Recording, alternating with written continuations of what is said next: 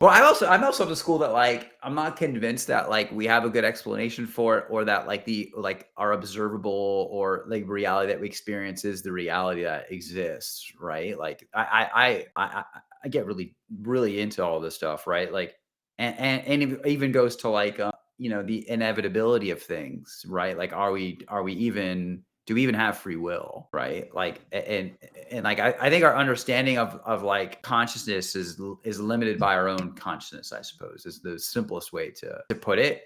And I can't prove it, but like I think there's a lot of evidence to suggest that like there's just so much more happening.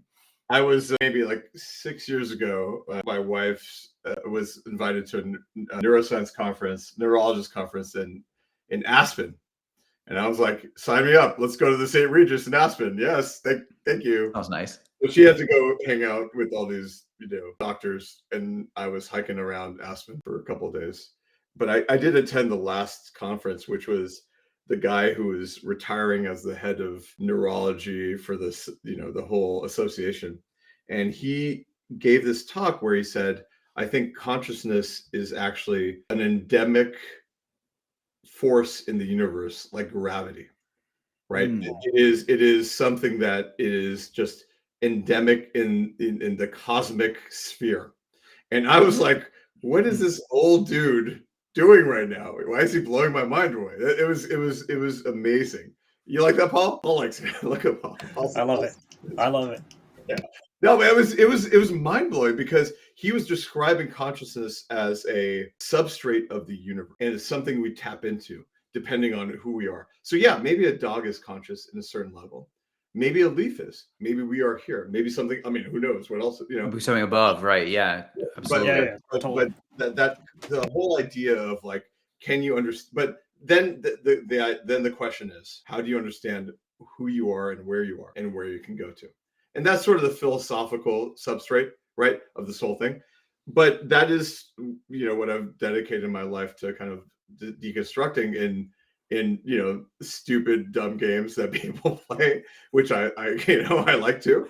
But it's important because of that kind of reason, which is you need to understand who you are. Self-realization is the only tool you have. And therefore, then philosophically, you have to get to self-actualization, which is like, where do I go? And so then the question is, what are the tools in front of you to do that? And so that might lead you to your question, Greg, of what we're doing at Skillprint. We can keep talking philosophically. I don't, whatever you guys want to do on the live stream. I mean, no, this is super. I mean, this is one of those topics like I could talk endlessly about. Well, so yeah, I'll tie back to what I was really saying about the platform. So like, if you come from this perspective of like trying to understand yourself and understand consciousness is hard, perhaps. I would just use a word, very simple word. That's what I thought was so fascinating about when I read what you're doing, that the games and the interaction that you have with them, there's enough signals that you can use that and start to like learn and detect about the person. Like that part is just, I find endlessly fascinating. Right, because like we're maybe not great at even doing that sometimes. The person is the key thing, right? So, if you go to a bookstore and there, Barnes Noble, I don't know if it's happening in your neck of the woods up in Seattle, Greg. I don't know where you are, Paul. Where are you? Toronto. Canada. Is Barnes Noble back in business? Barnes Noble in Toronto. Okay. Yeah, they're in and out. They're back. I mean, it's so weird. Like, Greg, back in were you in Walnut Creek when Barnes Noble came back? Yes. Yeah. My father's in publishing in New York, right? So he was the one talking about this, how like ebooks peaked like a long time ago. I had no idea. I want to say 2009 or 10, and like printed books keep selling more every year ever since the big decline they had. But if you look at like a Barnes and Noble, the biggest section in the Barnes and Noble is self-help books. Self-help. Self-help is like, I wouldn't say it's like 30%, but maybe it's 25%. That is like a massive. So why is that? Because people understand who they are, and then there's always been these books like How Did You Move Your Cheese, or whatever that book was on the career side. You know what I'm talking about? Yeah. Who moved my cheese? My cheese. Exactly. So it's always about understanding yourself. The question is, how can you do that on a really personalized level? And then how can you scale that so you can actually understand other people, right? And understand where you are. And that has been, I feel like, has been a gap. And that's sort of the whole point of what we've been trying to do, which is you really need to understand yourself first.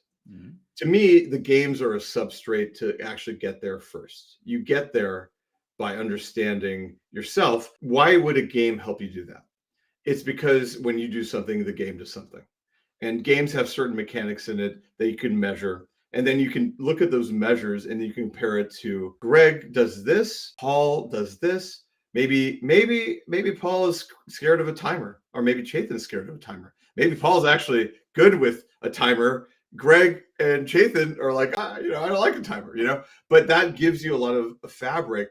When you measure activities and have a back and forth, then you can start to get a concept of somebody's reception. But what we did at Skillprint, to your point, Greg, is we took a ton of neuroscience data, which has been around for 30, 45 years around games. And, there were, probably like 600 studies at 2020. And now there's probably going to be like 6,000 studies in 2027 in terms of research labs looking at games and what that does to the mind. But again, it's not just games, it's interactive activities. That's sort of what they're